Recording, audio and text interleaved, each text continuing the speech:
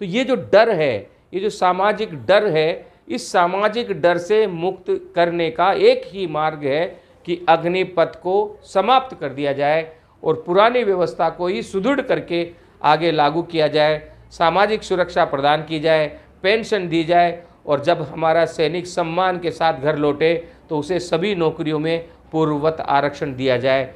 देश की मजबूती के लिए यह किया जाए। गांधी टीवी इसका पहल करता है, इसकी समर्थन करता है और आपसे निवेदन करता है कि नौजवानों के इस मांग को सोशल मीडिया में अधिक से अधिक आगे बढ़ाएं।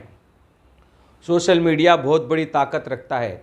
बेरोजगारों को रोजगार देकर ही हम बेरोजगार मुक्त भारत बना सकते हैं और बेरोजगार मुक्त भारत बनाकर ही हम सशक्त भारत बना सकते हैं और सशक्त भारत बनाकर ही हम विश्व गुरु बन सकते हैं।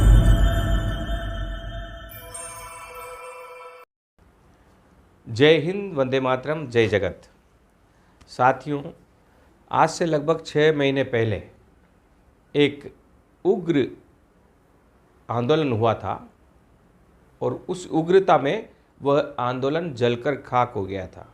जी हाँ, अग्निपथ का आंदोलन। सभी लोग अग्निपथ के विरोध में उतरे और उतरने के बाद शांतिपूर्ण आंदोलन चल रहा था, लेकिन बिहार में कुछ युवा आउट ऑफ कंट्रोल हो गए। युवाओं का भीड़ नियंत्रित रेखा को पार कर अपनी ही पैर पर कुल्हाड़ी मारते हुए रेल के डिब्बों को जलाने लगे। सरकार को मौका मिला और आंदोलन में कूदने वाले लोग पीछे हट गए, क्योंकि उस समय अगर कोई आंदोलन में कूदता तो उन्हें ये डर था कि कहीं जो आगजनी हुई है उसका जिम्मेदार उन्हें ही न ठहरा दिया जाए। तो ये जो डर था, उस डर ने सरकार के अंदर ये सोच पैदा कर दी कि लोग अग्निवीर योजना, टीओडी जो उस समय कहा जाता था, उसे स्वीकार करने के मूड में हैं। लेकिन सियासतदानों, नरेंद्र मोदी के वफादारों और तमाम बीजेपी के बड़े नेता आपके आंखों की पट्टी को खोलने के लिए आज ये एपिसोड है। मेरे पिता भी आर्मी के जवान रहे हैं, आर्मी में वे सैनिक रहे हैं, पूर्व सैनिक हैं, और जब वे रिटायर्ड हुए तो उन्हें पेंशन मिली, और पेंशन के अलावा आर्मी का एक कोटा फिक्स होता है जो हर नौकरी में आर्मी वालों को प्रायोरिटी देता है, प्राथमिकता देता है। तो उन्हें दूसरी नौकरी भी मिली, और जब वे दूसरी नौकरी से भी रिटायर्ड हुए तो उन्हें डबल पेंशन मिली। क्या आज का अग्निवीर अपने आप की तुलना उस जमाने के या जो सही बिना अग्निवीर पद्धति के भर्ती किए जाने वाले नौजवानों से कर सकता है? क्या नौजवानों को उनके भविष्य को बढ़ाने का मौका देना चाहिए या घटाना चाहिए? कोई भी सरकार अगर आती है तो लोगों की तनख्वाह बढ़नी चाहिए या घटनी चाहिए?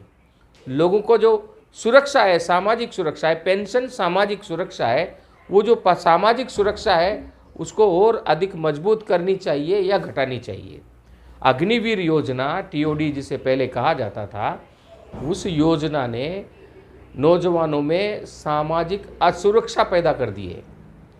अब इसको, चूँकि आपका एक बहुत बड़ा गोदी मीडिया जो है, वो एक बहुत बड़ा वर्ग जो आपकी गोद में बैठा हुआ है, वो आपको सच देखने का मौका ही नहीं देता है। उसने जो झूठ का आवरण बना रखा है, उसी झूठ में, और झूठ का आवरण क्या है? यानी प्रधानमंत्री नरेंद्र मोदी जो भी डिसीजन लेते हैं वो सही होता है, यही झूठ।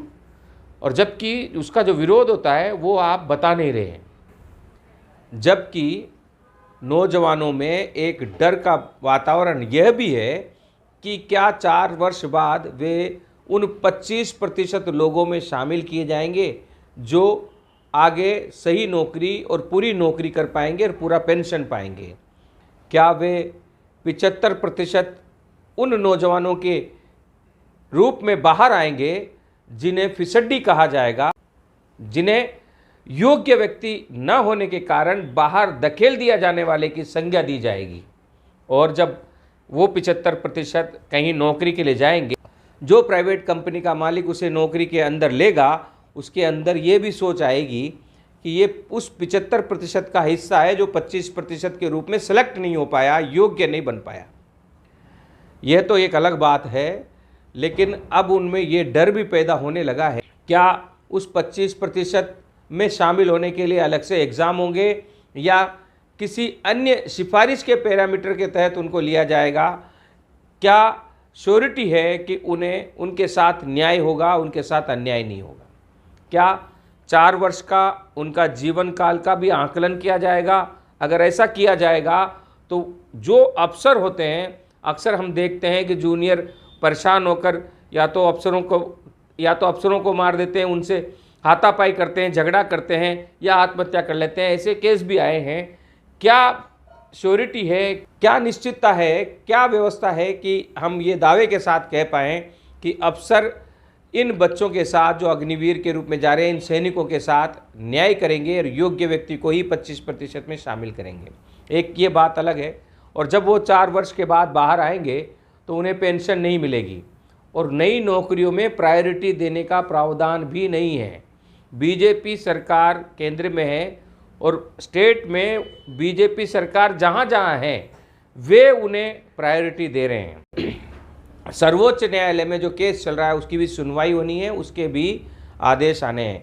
क्या आने हैं वह न्यायालय के जहन में है, विधाता जानता है कि क्या आने वाला है, लेकिन जो दर्द है वह हम साझा कर रहे हैं।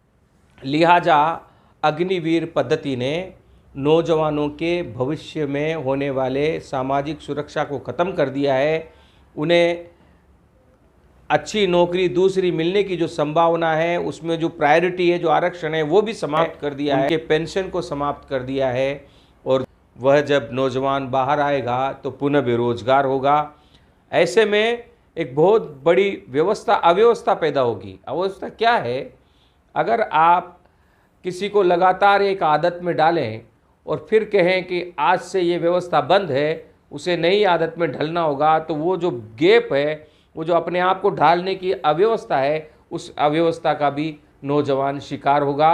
और 4 वर्ष बाद फिर 4 वर्ष ही नहीं, तीसरे वर्ष समाप्त होने के बाद ही उसके दिल में ये भावना आएगी कि अब मैं अग्नि परीक्षा के दौर से गुजर रहा हूँ, या 1 वर्ष बाद मैं अब बेरोजगार होने वाला हूँ, अब मैं क्या करूँ। तो ये जो डर है, ये जो सामाजिक डर है, इस सामाजिक डर से मुक्त करने का एक ही मार्ग है कि अग्निपथ को समाप्त कर दिया जाए और पुरानी व्यवस्था को ही सुदृढ़ करके आगे लागू किया जाए, सामाजिक सुरक्षा प्रदान की जाए, पेंशन दी जाए और जब हमारा सैनिक सम्मान के साथ घर लौटे तो उसे सभी नौकरियों में पूर्ववत आरक्षण दिया जाए। देश की मजबूती के लिए यह किया जाए। गांधी टीवी इसका पहल करता है, इसकी समर्थन करता है और आपसे निवेदन करता है कि नौजवानों के इस मांग को सोशल मीडिया में अधिक से अधिक आगे बढ़ाएं। सोशल मीडिया बहुत बड़ी ताकत रखता है। बेरोजगारों को रोजगार देकर ही हम बेरोजगार मुक्त भारत बना सकते हैं और बेरोजगार मुक्त भारत बनाकर ही हम सशक्त भारत बना सकते हैं और सशक्त भारत बनाकर ही हम विश्व गुरु बन सकते हैं। आप सबका हमें हमेशा समर्थन मिला है। अधिक से अधिक चैनल को आपने सब्सक्राइब किया है। आशा है एक एक अग्निवीर के पास ये मैसेज जाएगा। सोशल मीडिया में आज ही इसको इतना फैलाएं कि कल तक ये जो नीति निर्धारक हैं, जो जज हैं, क्योंकि सभी लोग हमारी जैसे ही साधारण इंसान भी है, व्हाट्सएप सभी यूज़ करते हैं, तो उनके पास भी ये मैसेज जाए सोशल मीडिया के ज़रिए, ताकि आप सबका दर्द जब फैसला सुनाया जाए तब उनके जहन में हो। मैं अनीश कुमार, गांधी टीवी के लिए। जय हिंद, वंदे मातरम, जय जगत।